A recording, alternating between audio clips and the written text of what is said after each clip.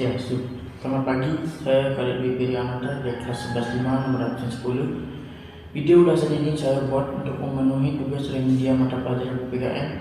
Topik yang saya bahas adalah tantangan Pancasila sebagai ideologi negara di era digitalisasi. Apa yang dibahas pada artikel tersebut?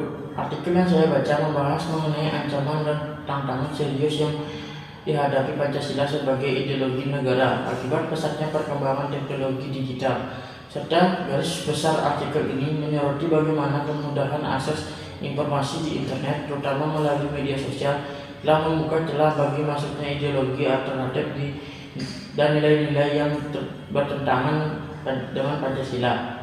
Tantangan ini mencakup penyebaran ideologi seperti radikalisme, ekstremisme, liberalisme, dan juga munculnya budaya individualisme serta konsumerisme yang mengikis semangat gotong royong dan keadilan sosial yang menjadi inti dari sila keempat dan kelima.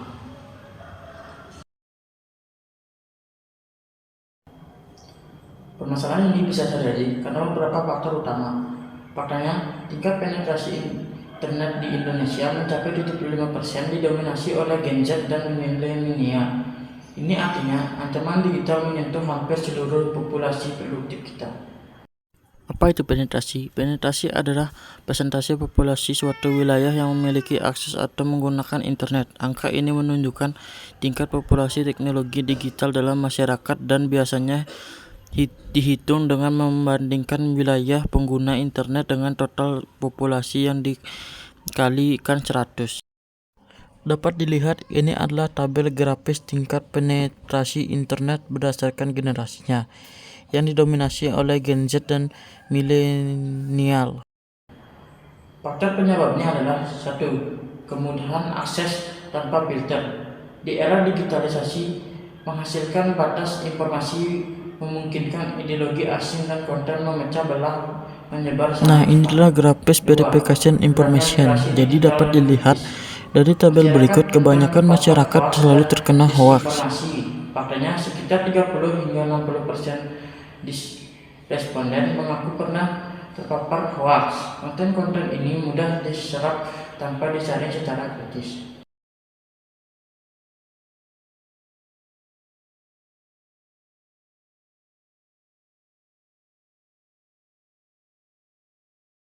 Tiga, fragmentasi dan polarisasi sosial. Media sosial memperkuat polarisasi bertentangan dengan nilai persatuan Indonesia, yaitu sila ketiga, dan memicu konflik di dunia nyata. 4. Budaya instan dan individualisme. Platform digital mendorong gaya hidup individualistik, melemahkan nilai musyawarah dan solidaritas sosial. Sebagai generasi muda yang sepenuhnya hidup di era ini, kita tidak boleh menjadi korban. Kita harus transformasi menjadi agen perubahan dan digital depender bagi Pancasila. Solusi yang saya tawarkan berfokus pada aktivitas digital yang positif. 1. Penguatan literasi digital kritis dan filter mandiri. Kita harus menginisiasi program Duta Digital Pancasila atau gerakan peer-to-peer education. Tujuannya adalah mengajarkan teknik verification information dan mengenalkan teknik penyebaran radikalisme secara daring. Melakukan kampanye The Before You Share, yaitu menghubungkan etika digital dengan sila kedua kemanusiaan yang adil dan beradab. Kita harus bertanya, apakah konten ini adil dan beradab dan bertanggung jawab sebelum saya membagikannya. 2. Membangun konten kreatif positif. Kita harus menggunakan kreativitas untuk membuat Pancasila menjadi tren positif. Faktanya 87% responden usia muda meyakinkan media sosial efektif untuk mendorong perubahan. Kita bisa membuat serial video education di TikTok ataupun di YouTube. Podcast yang membahas isu SARA dengan menjunjung tinggi sila pertama dan kedua, atau bahkan games education, membangun ekosistem digital. Gotong royong seperti proker crowdfunding atau UMKM, proyek sosial berbasis komunikasi komunitas mewujudkan implementasi nyata sila kelima di ranah ekonomi digital.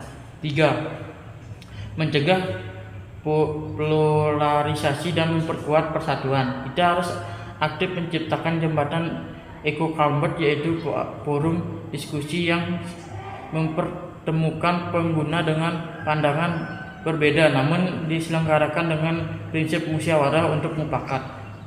Mempromosikan media sosial dengan aktif melaporkan ujaran kebencian dan konten yang memecah belah sila ketiga, menjadikan diri kita sebagai penjaga ruang digital yang dari segala bentuk diskriminasi.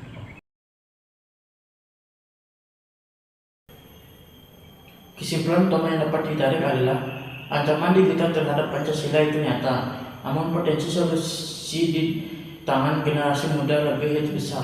Tantangan ini memaksa kita untuk menyadari bahwa upaya penguatan ideologi negara tidak lagi bisa konvensional, yang harus diimigrasikan secara total ke ruang digital.